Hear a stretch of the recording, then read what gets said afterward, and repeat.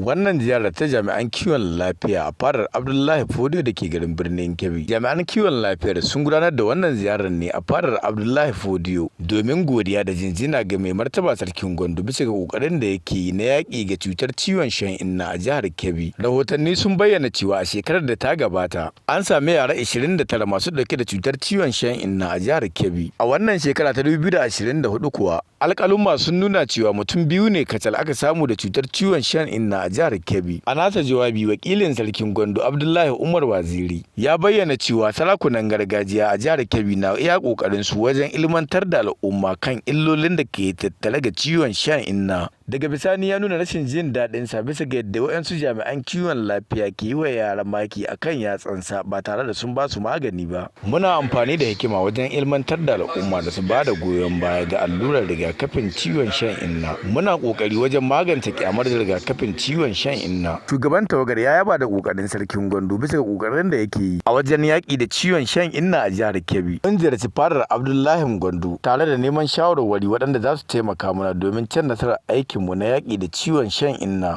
Mun zo wannan fada mai albarka domin gabatar da shugabanninmu da suka zo game da wannan aiki da ake yi na tabbatar da cewa mun kai ƙarshen wannan cuta da aka daɗe ana yaƙi da ita ta shan inna. Goyon bayan da kuke bamu da wanda muka kuma mitin da ku za ku ƙara bamu goyon baya a shawo kan wayannan matsaloli din na turjiya da muke samu daga maluman zaure. Ziyarar ta samu halarcin wakilan hukumar kiwon lafiya ta ƙasa, ma'aikatar lafiya ta jihar Kebbi da sauran ƙungiyoyin lafiya. Daga birnin Kebbi, Nasiru Sha'ibu, labarun NTA.